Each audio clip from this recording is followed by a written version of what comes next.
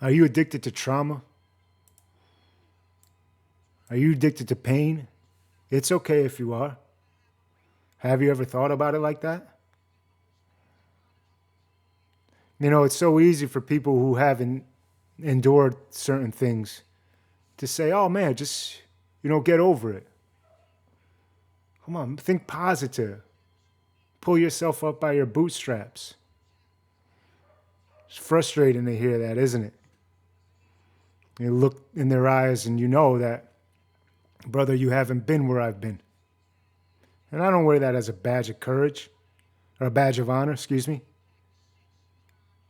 Maybe in the beginning there's something noble about being able to endure certain things. Maybe it could make you feel tough and make you feel strong, and that's good because you are tough and you are strong.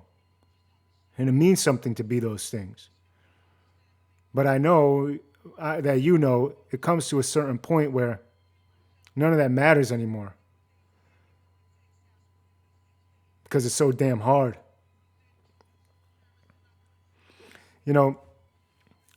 People don't understand that it's not as if we are choosing consciously to be addicted to our trauma, but it doesn't mean that we're not on some level. Our nervous system has been so imprinted by these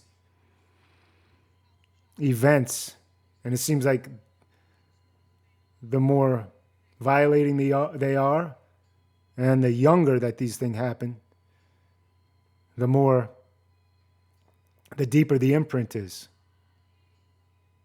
And many times a lot of this trauma and the conditioning happen in utero.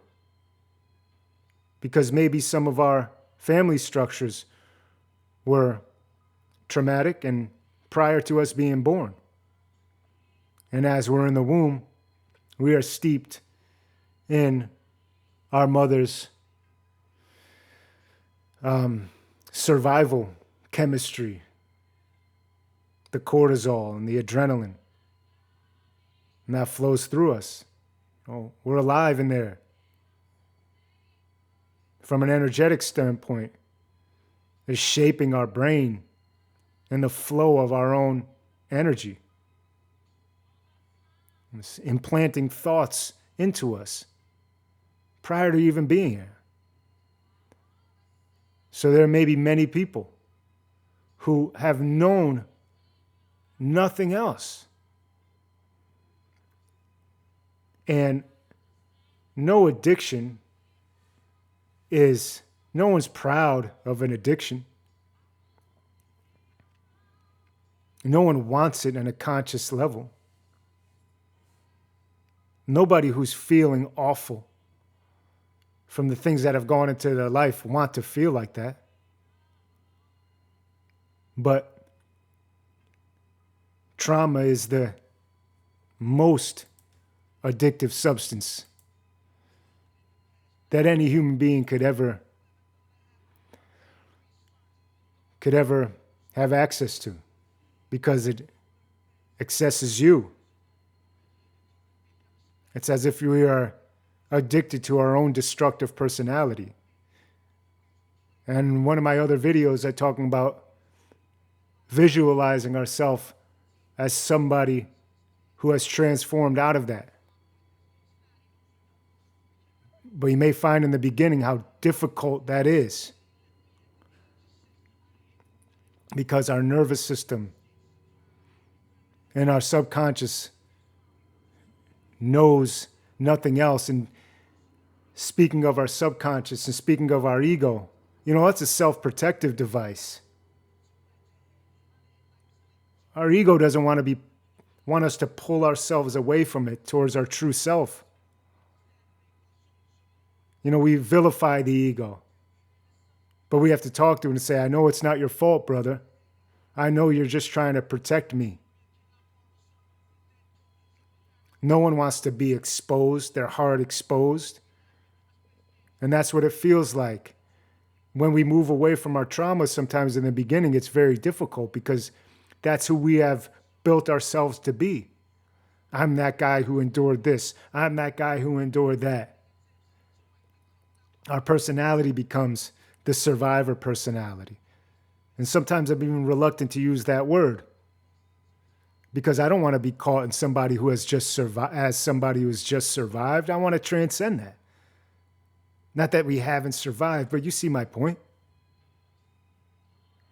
You see my point.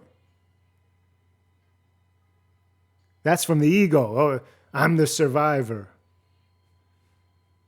It's still identifying with that. And I don't judge anybody for being that. I was there too. But you see what I mean? The addiction to the pain at a deep, deep level because we built our whole personality around it. Whether we look at ourselves as someone who's going through it right now or somebody who has survived it. That is still the centerpiece. And I see how destructive that could be. It creates a chip on our shoulder the size of a crater on the moon. And our posture changes. I'm a survivor type. It's tricky. It's tricky when you're doing it alone.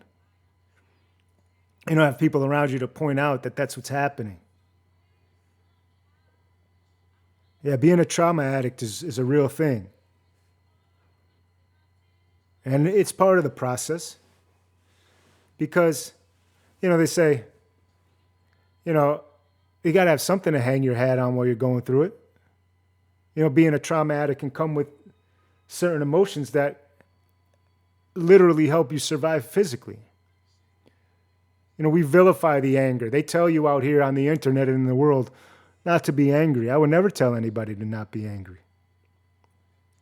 I remember waking up in the morning and now I know what I was doing, subconsciously waiting for something, hoping something would make me angry because it gave me the shot of adrenaline to get out of bed. And without that shot of adrenaline, my legs had that 600-pound leg syndrome. There wasn't something to piss me off. I couldn't get moving. I wonder if you feel the same way. And year after year after year of that happening, look, man, we get older and our system starts to not be as robust. You're not able to maintain that. And that's when you start looking for something else.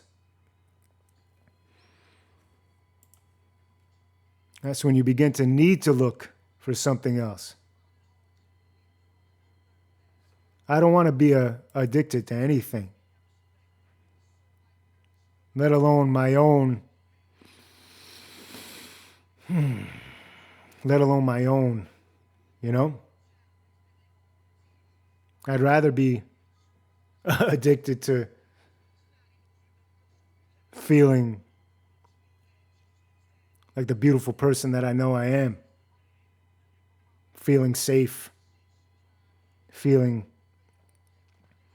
content. I'd rather go down that road.